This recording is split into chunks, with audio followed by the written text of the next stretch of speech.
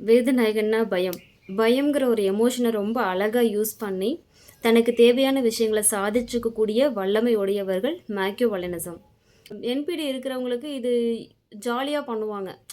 On the spot அவங்களுக்கு அது வந்து பதட்ட பண்ணிகிட்டே போயிடுவாங்க. ஆனால் மேக்கியோவலினிசம் இருக்கிறவங்க பிளான் பண்ணி கரெக்டாக அவங்களுக்கு என்ன வேணுமோ அந்த கோலை ரீச் பண்ணுறதுக்கு யார் யார்கிட்ட எந்தெந்த எமோஷன்ஸை யூஸ் பண்ணணுமோ அதை யூஸ் பண்ணிடுவாங்க.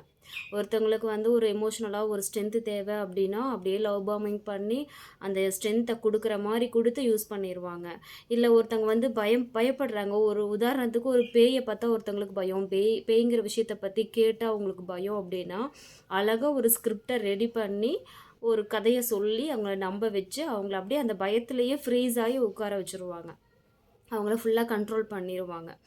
இவங்க வந்து என்பிடி இருக்கிறவங்களுக்கு பேசிக்காகவே இந்த சென்டர் ஆஃப் அட்ராக்ஷன் ரொம்ப பிடிக்கும். இளவு வீட்டில் பொணமாக இருக்கணும், கல்யாண வீட்டில் பொண்ணா மாப்பிள்ளையாக இருக்கணும் அப்படின்னு விரும்பக்கூடிய பீப்புள் பார்த்திங்கன்னா அடிப்படையான இந்த என்பிடி பீப்புள். மேக்கியோவலினிசம் இருக்கிறவங்க ரொம்ப அழகாக யூஸ் பண்ணிக்குவாங்க. அவங்களுக்கு தெரியும் அவங்களோட நீட் என்னன்னு தெரியும். அவங்கள சென்டர் ஆஃப் அட்ராக்ஷனாக நிற்க வச்சு அழகாக யூஸ் பண்ணிட்டு போயிடுவாங்க. நார்சிஸ்டவே யூஸ் பண்ணி தூக்கி வீசுகிற அளவுக்கு வல்லமையுடையவர்கள் இந்த மேக்கியோவலினிசம் இருக்கிறவங்க. இந்த மாதிரி ஈவில் எனர்ஜிஸ் நம்மளை சரௌண்ட் பண்ணி எத்தனையோ இருக்குது. இதுலேருந்து எப்படி விடுபடணும் அப்படிங்கிற சொல்யூஷன் என்னன்னு கேட்டிங்கன்னா இவங்க அளவுக்கு தந்திரமாக செயல்பட முடியாது, தெரியாது அப்படிங்கிறத முதல்ல நம்ம அக்செப்ட் பண்ணிக்கணும். நம்மளுக்கு அந்தளவுக்கு நாலேஜ் இல்லை அப்படிங்கிறத முதல்ல நம்ம அக்செப்ட் பண்ணிவிட்டு இவங்க எப்படி ட்ரையாங்கிளாக ஒர்க் ஆகுறாங்களோ நம்மளும் அதே ட்ரேட்ஸ் முள்ளால் தான் எடுக்க முடியும். சரண்டர் டு காட் கிட்ட நீங்கள் சரண்டர் பண்ணிட்டீங்க அப்படின்னா உங்களுக்கும் அவங்களுக்கு நடக்கிற பிரச்சனைக்கும் நம்மளுக்கும் சம்மந்தமே இருக்காது. ஆனால் அவங்களுக்கு தேவையானதை கடவுள் சூப்பராக வச்சு செய்வாங்க.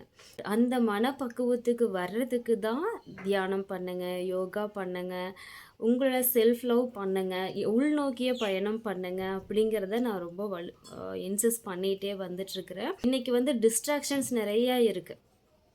நம்மளோட மைண்டை டைவர்ட் பண்ணக்கூடிய டைவர்ஷன் நிறையா இருக்குது. சோசியல் மீடியா இருக்குது, ஃபேமிலியில் இந்த மாதிரி ஈவில் எனர்ஜிஸ் ப்ளே பண்ணக்கூடிய கேமில் லூப்லலாம் நிறையா சிக்கி இருக்கும்போது நம்மளுக்கு எப்படி இதெல்லாம் கண்டுபிடிச்சி இவங்களை விட நம்ம எப்படி பிளான் பண்ணி இதெல்லாம் நடக்கிற காரியமா எனக்கு தெரியலங்க. எனக்கு இதெல்லாம் இதுக்கு மேலே யோசித்து இவங்களுக்கு எதிராக பிளான் பண்ணி ஜெயிக்கிற அளவுக்கெல்லாம் எங்கிட்ட மூளையும் இல்லை, கட்ஸ் இல்லை. ஸோ சரண்டர் டு கடவுள்கிட்ட சரண்டர் பண்ணிவிட்டு நம்ம வேலையை சிறப்பாக செஞ்சுட்டு போகும்போது அவங்கவுங்களுக்கு என்னென்ன நடக்குமோ அது கண்டிப்பாக சிறப்பாக நடக்கும். வாழ்க வளமுடன்.